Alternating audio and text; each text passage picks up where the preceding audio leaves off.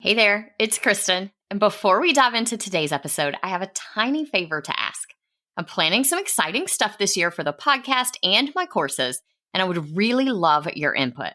I put together a super quick survey. It's mostly multiple choice and shouldn't take you more than a few minutes. Your feedback will directly shape the content I create this year, so I can make sure it's exactly what you need to thrive in your business without the hustle.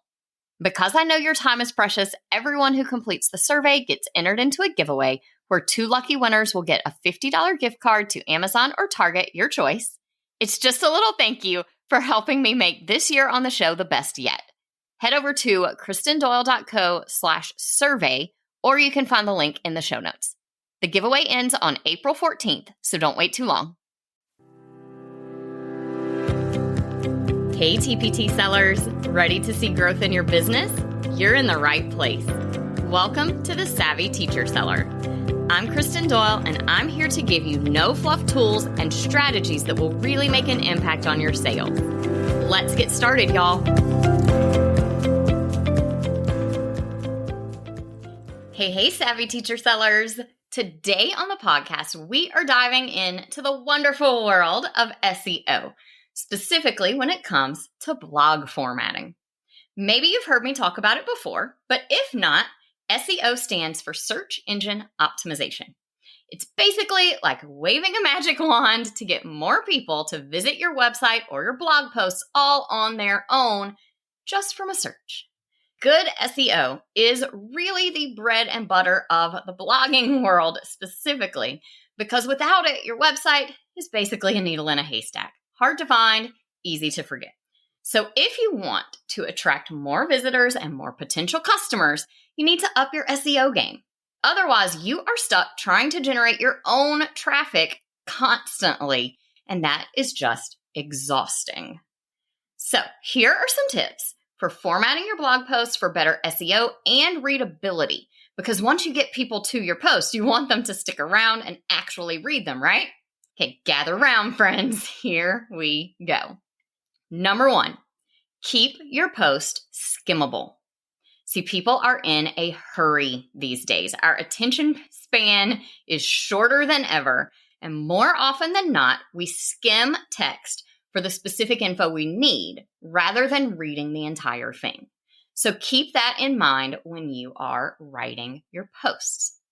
Insert images, headings, bulleted lists, anything really that helps readers quickly skim and understand the content.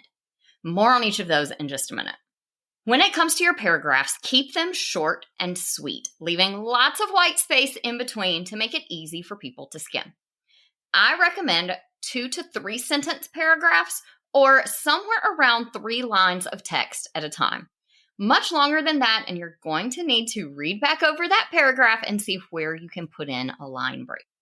Now, number 2, use headings and subheadings in your posts. Headings and subheadings are not only useful for organizing your content, but they also help search engines understand the structure of your post.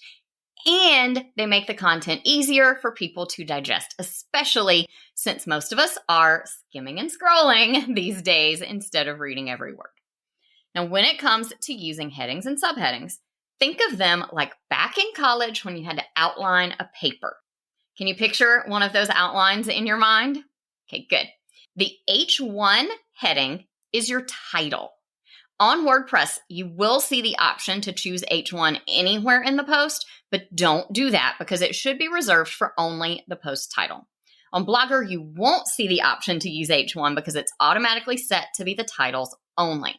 Now, assuming that your site has been created well, your post title should already be set to an H1 heading. So nothing to worry about there. Just keep in mind that you should not use that H1 tag anywhere else in your post because each page should only have one H1 tag, and it should be the title of the page.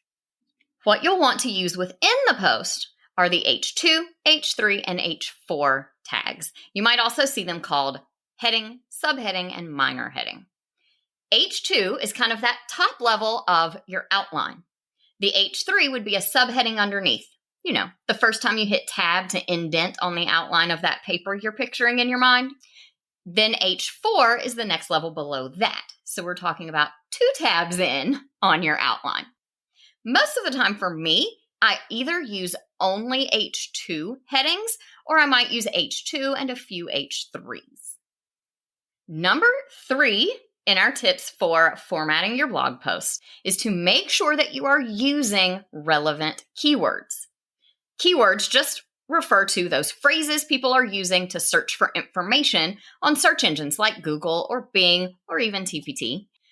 You'll want to make sure that you're including the right keywords for your blog post, but don't overdo it.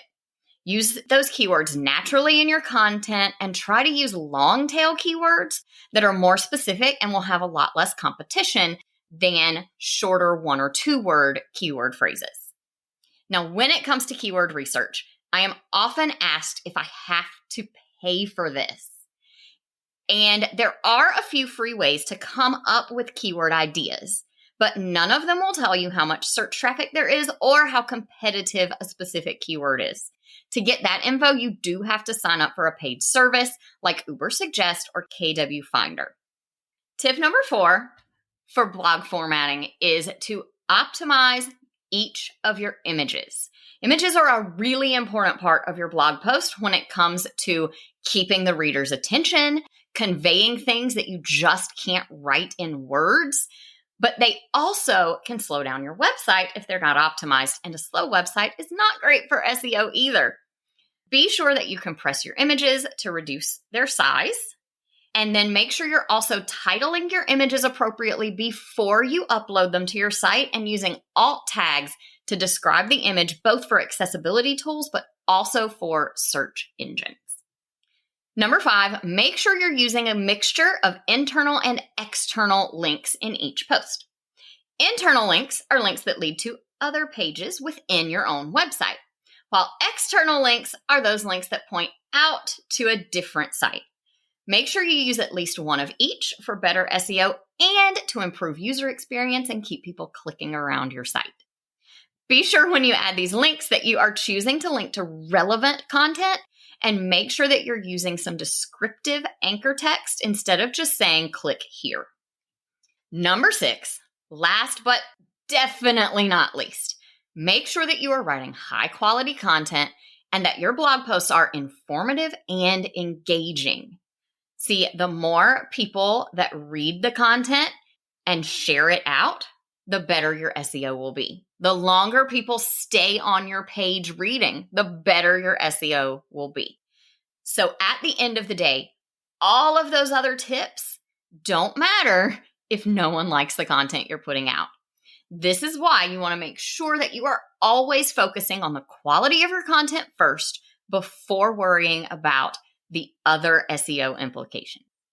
Now, with the growing popularity of AI tools like ChatGPT, it is important to mention that Google specifically prohibits what they call spammy AI-generated content. However, we're not 100% sure what they consider spammy. So that doesn't mean that you can't ever use AI tools to help you organize a blog post or generate ideas. But you should never just copy and paste straight from an AI tool into your website. Make sure that you edit and revise that content to make it sound more like you, to add your own ideas, and above all else, to make sure the content is accurate.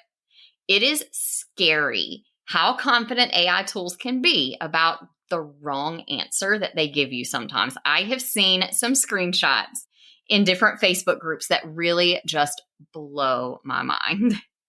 So make sure that you are always checking that content and that you are using AI as a tool to help you get started, but not as a tool to completely take over blog post writing for you. There you have it, teacher sellers, 6 tips to format your blog post for better SEO and readability. Now, your action step for today is to pick just 1 or 2 of these tips to focus on and either implement them the next time you write a blog post, or if you're not planning on writing anything new anytime soon, then go back to one of your old posts and use those couple of tips to revise that post and improve its SEO. Now remember, good SEO takes time and effort and a lot of patience. but it's worth it in the long run. Keep at it and the results will absolutely come. Thank you so much for listening to today's episode all about blog formatting. If you want to take a deep dive into SEO for your blog and your TPT store, then I would love for you to join me inside SEO for Teacher Authors or in my Teacher Seller Group Coaching Program. You can find all the details about both at SEOforteacherauthors.com. Talk to you soon. I hope you enjoyed today's episode. If you did, please share it with another teacher seller who would also find it helpful. For more resources on growing your TPT business, head to kristendoyle.co/TPT. Talk to you soon.